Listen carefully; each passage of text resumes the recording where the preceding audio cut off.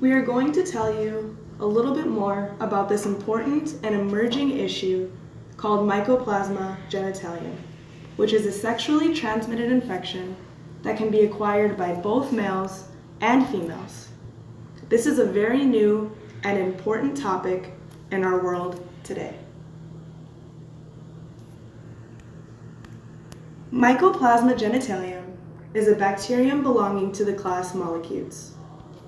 Mycoplasmas have unique characteristics that often set it apart from traditional bacteria, such as slow growth rate, the lack of a cell wall, and high nutritional demands. As a result, the discovery of Mycoplasma genitalium came as a surprise to researchers who were studying urethritis in men in the 70s and 80s. The researchers questioned the results of the urethral swabs, which failed to detect bacteria, even though the pathogenesis paralleled the presentations of other inflammatory STIs like chlamydia. Only after observing the specimens under dark field microscopy and increasing the experimental growth time were the researchers able to determine that there was a species of mycoplasma that had yet to be isolated and sequenced, Mycoplasma genitalium. Some tests based on the principles of ELISA exist, but they are not specific to genital mycoplasma and has cross reactions with closely related mycoplasmas like M. pneumoniae.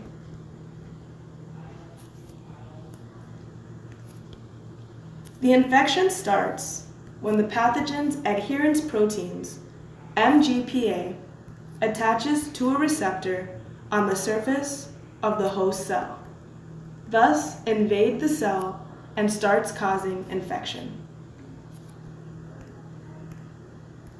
Mycoplasma genitalium can be found in epithelial cells of reproductive organs, the urethra of both males and females, and in cervical tissue.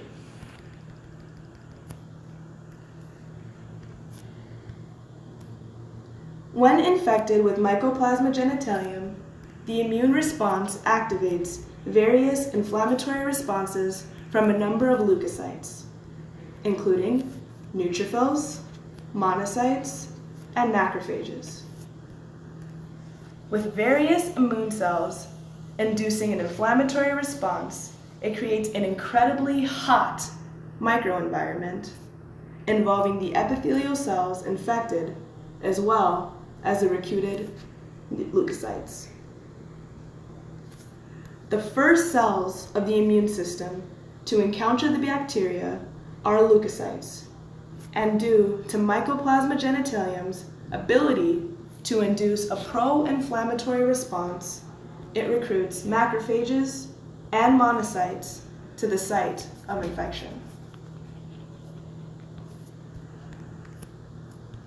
When Mycoplasma genitalium first binds to epithelial cells, the toll-like receptors attach onto the pathogen's lipoproteins and result in NF-κB activation, which is the signaling that produces cytokine production.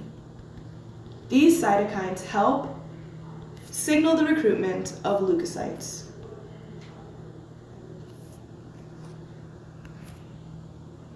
While there are no studies that have shown direct interaction between Mycoplasma genitalium and neutrophils, the elevated levels of the granulocytes in chronically affected women, and with the knowledge of enzymes released by the neutrophils induced tissue damage, it is highly likely that chronic inflammation and neutrophil interaction result in immunopathogenic consequences.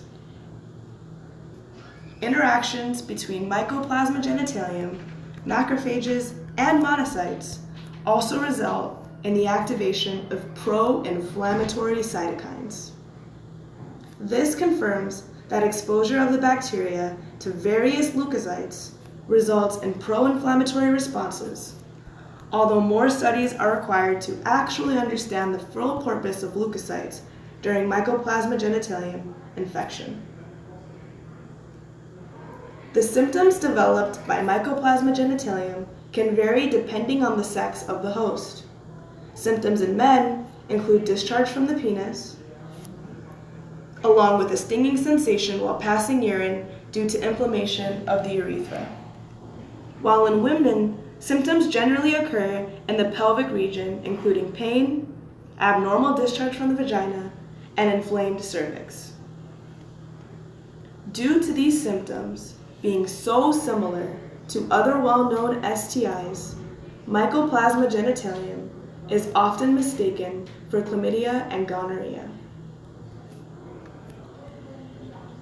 The treatment of Mycoplasma genitalium can consist of 3 antibiotics recommended by the British Association for Sexual Health and HIV: azithromycin, doxycycline, and moxifloxacin.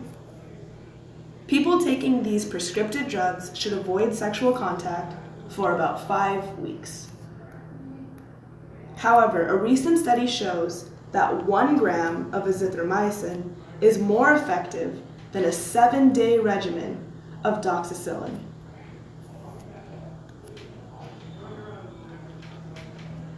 Mycoplasma genitalium can be cleared or resolved with the proper use of prescriptive antibiotic treatments. If Mycoplasma genitalium is diagnosed in time, this infection can be treated easily with minimal morbidity as well as decreased economic burden on the individual. This bacterium should be more discussed because it has become more prominent and should be added to routine STD screening. Once an individual has had this particular infection, they are more susceptible to obtaining other infections, so it is important that people are informed about this ongoing emerging issue. This topic is currently being studied and funded by many entities. For example, research on this topic is being funded by the Japan Society for the Promotion of Health, the British Association for Sexual Health and HIV, the Center for Disease Control, and the National Institutes of Health, along with several other organizations. Several research clinics, like the University of Washington STD Cooperative Research Center, Mayo Clinic, and many other groups have also been studying this topic as well. In 2015, the Center for Disease Control identified this organism as an emerging issue, and this prompted more research initiatives. Sexually active individuals would benefit from gaining more knowledge about this emerging issue. This issue has the ability to affect both men and women, and it also has the ability to cause infertility, so it is important to pay close attention to your body and routinely screen for STDs in order to prevent damaging effects. One question that needs to be addressed by health professionals and society at large is whether the possible long-term side effects are important enough to provide funding for increased public awareness and access to treatment. Social and economic factors would need to be considered when determining the importance of this organism. Due to changed attitudes towards sexual activity and family planning all around the world, this organism will become increasingly important over time. So with all this being said, it is very important to pay close attention to your body and its mannerisms. It is important to do routine STD screening and to practice safe sex in order to protect your sexual health and the different things that can occur in your body.